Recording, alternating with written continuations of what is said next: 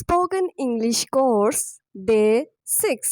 Guys, अगर आप भी यही प्रॉब्लम फेस कर रहे हैं कि आपकी फ्लुएंसी मेंटेन नहीं हो पा रही है, आपके पास शब्द नहीं है और आपकी वोकैबुलरी भी अच्छी नहीं है, तो चलें आज कुछ ऐसा सीखते हैं कि आप कहें कि मुझे बहुत से शब्द, बहुत से वर्ड्स नहीं आते, लेकिन फिर भी मैं एक फ्लुएंट पब्लिक स्पीकर हूँ। गाइस, अगर आपको लाइफ में बहुत बड़ा कुछ अचीव करना है तो कभी भी मेहनत के साथ कंप्रोमाइज मत करें, कंफर्ट्स को छोड़ दें और तब तक मेहनत करें जब तक रिजल्ट ना मिले। If you desire to become a fluent public speaker is so intense, trust me, no one can stop you to get there. Now, if you ask me how soon or how long exactly is going to take me to learn English, my answer will be very simple. It's completely depends upon how dedicated you are,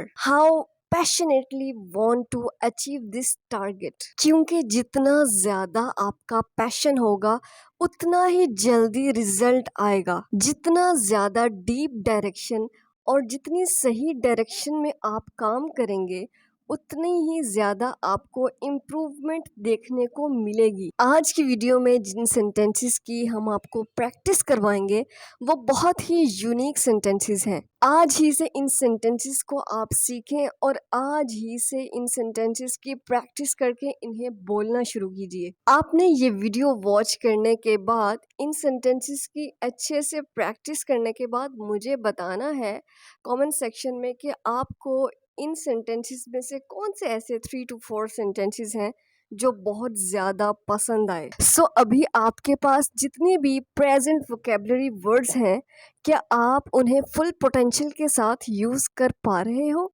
अगर नहीं कर पा रहे हैं तो पहले वो करें। सो आज की वीडियो में हम आपको बहुत सारे स्मॉल टॉक इंग्लिश सेंटेंसेस सिखाने वाले हैं जिसे आप अपनी एवरीडे इंग्लिश में डेली यूज कर पाएंगे। चाहे आप बिगिनर्स लेवल पर हैं, इंटरमीडिएट लेवल पर हैं या हाउसवाइफ हैं जो कभी इंग्लिश में बात नहीं करती, तो आप इस बात को समझें कि इससे कोई फर्क नहीं पड़ता कि आपने पहले कभी इंग्लिश नहीं बोली है, बल्कि फर्क इस बात से पड़ता है कि आप आहिस्ता आहिस्ता इंग्लिश को अपनी एवरीडे लाइफ में इनकॉर्पोरेट कर रहे हैं। सो आप इन सेंटेंसेस को सीखकर अपने बच्चों के साथ या फिर आप पेरेंट्स टीचर मीटिंग में जाते हैं, अपने फ्रेंड से मिलते हैं, अपने नेबर से मिलते हैं, तो आप इन सेंटेंसेस का यूज कर पा रहे हैं ताकि आप थोड़ा सा और प्रेजेंटेबल साउंड हो, थोड़ा और रिफाइंड साउंड हो और आपकी English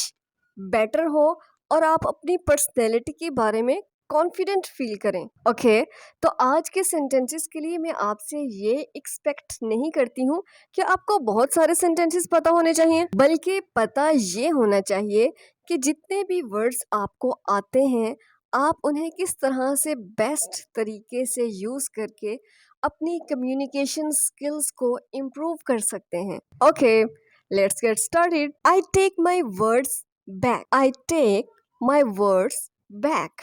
I take my words back. कई बार ऐसा होता है कि हम जो बात कहते हैं उससे सामने वाला इंसान नाराज हो सकता है या फिर वो ये कहता है कि आपने जो इंफॉर्मेशन शेयर की है वो गलत है। तो कन्फ्लिक्ट्स को ख़त्म करने के लिए आप ये कह सकते हैं, I am sorry, I take my words back. I am sorry, I take my words back. या फिर आपको लगता है कि आपके कहे हुए अल्फाज से कोई हर्ट हुआ है, तो तब भी आप इस सेंटेंस का यूज कर सकते हैं, I am sorry, I take my words back. अब इस सेंटेंस में कोई भी न्यू वर्ड नहीं है जो कि आप पहली बार सीख रहे हो, बल्कि आप ये सीख रहे हैं कि आप अपने करंट वोकैबुलरी वर्ड्स का यूज करके आप बहुत ही खूबसूरत सेंटेंसेस बना सकते हैं। Next sentence, It slipped my mind. It slipped my mind. यानी मेरे दिमाग से निकल गया। फॉर एग्जाम्पल, आपसे कोई पूछता है जो काम मैंने आपसे कहा क्या वो आपने कर लिया, तो आप क्या कहेंगे, sorry, it slipped my mind. जो चीज़ मैंने आपको लाने के लिए बोला था वो आप लाए हैं, तो आप तब भी ये कह सकते हैं, oh sorry, it slipped my mind, यानी मेरे जहन से निकल गया। तो गाइस इन सेंटेंसेस को आप मेरे साथ साथ बोलने की प्रैक्टिस करें ताकि जब इन सेंटेंसेस को बोलने की जरूरत हो तो आपको आसानी हो सके। Next sentence, you took my words. You took my words, तुमने मेरे मन की बात कह दी, या फिर तुमने मेरे मुंह की बात छीन ली। Oh, this is what I wanted to say. Oh, just say you took my words. और क्या चल रहा है नया? What is new? What is new? क्या चल रहा है नया? सो आप अपने किसी भी फ्रेंड से जब भी चैट करते हैं तो आप उससे पूछ सकते हैं, हे सैम, what is new? या फिर हे Sania, what's new? Okay, is it for real? Is it for real? For example, कोई भी चीज आपको सरप्राइज करती है और आप उसके बारे में पूछना चाहते हैं, क्या वाकई ऐसा ही है क्या? तो तब आप कहे, इज इट फॉर रियल? क्या सच में? क्या सच में? Is it for real? Don't freak out. Don't freak out, इतना गुस्सा मत करो। डोंट फ्रीक आउट, या इतना पागल मत हो। Don't freak out. Don't freak out. Next sentences है हमारे पास, I will be right back. I will be right back, मैं बस अभी आया। I will be right back. So far so good. और सुनाओ यार, इंग्लिश क्लासेस कैसी चल रही हैं? अभी तक तो ठीक चल रही हैं। अभी तक तो ठीक चल रही हैं। इसकी इंग्लिश होगी सो far so good.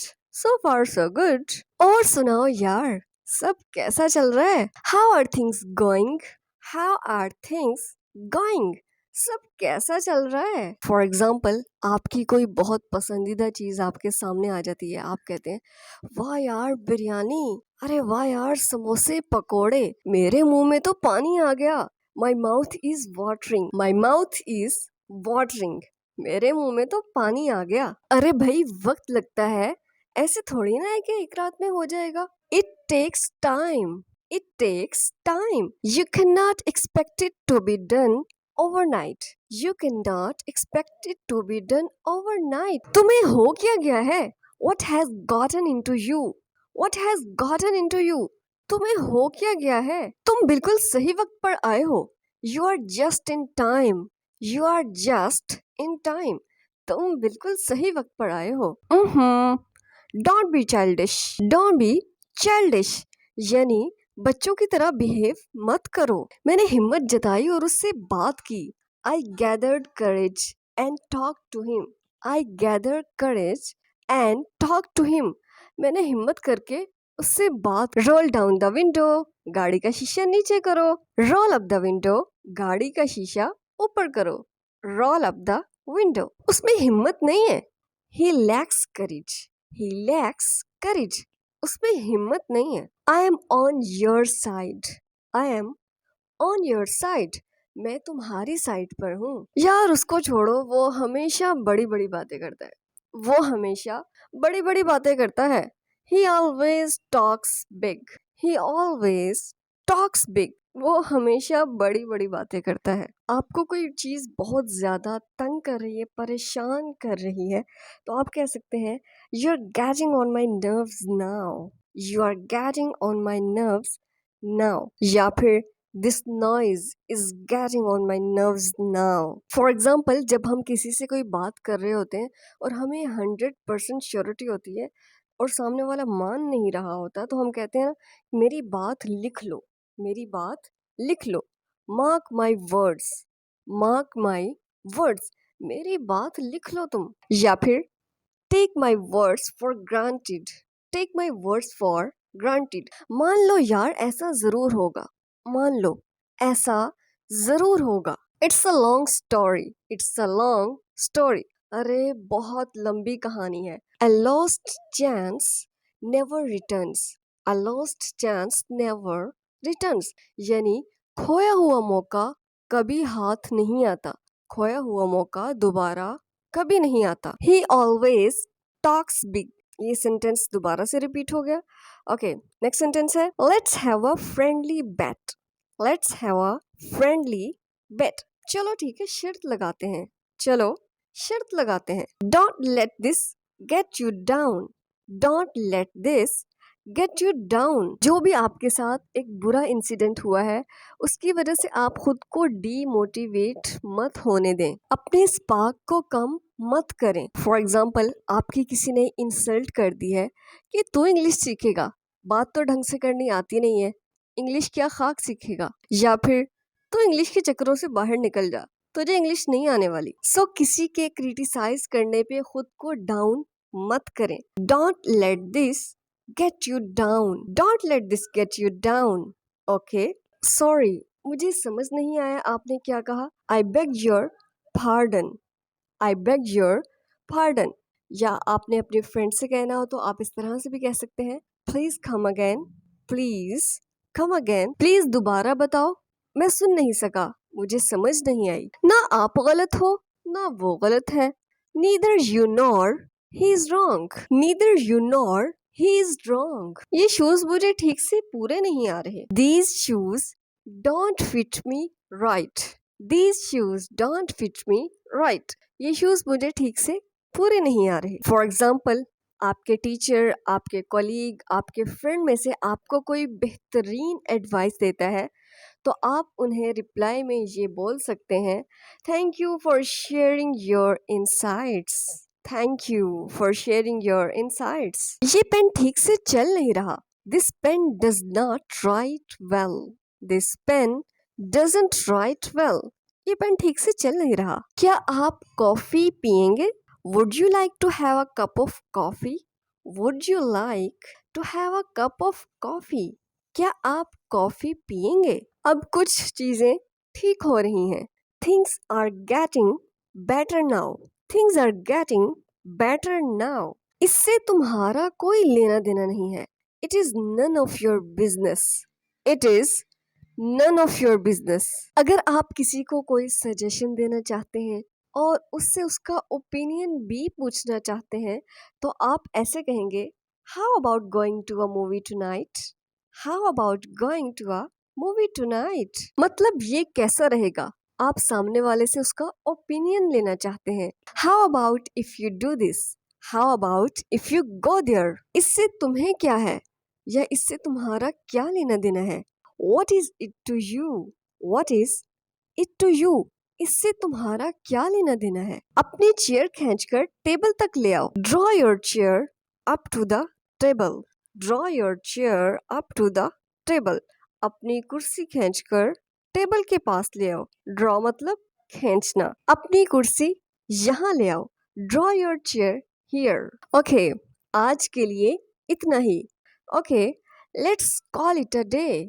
Let's call it a day. तो गाइज, ये बिजनेस इंग्लिश का एक्सप्रेशन है। आप क्लासरूम में, ऑफिस में या किसी भी मीटिंग में आप ये कहना चाहते हैं कि चलो आज के लिए इतना ही काफ़ी है, तो इसे आप इंग्लिश में कहेंगे, all right let's call it a day, all right let's call it a day. Keep practising, all the best.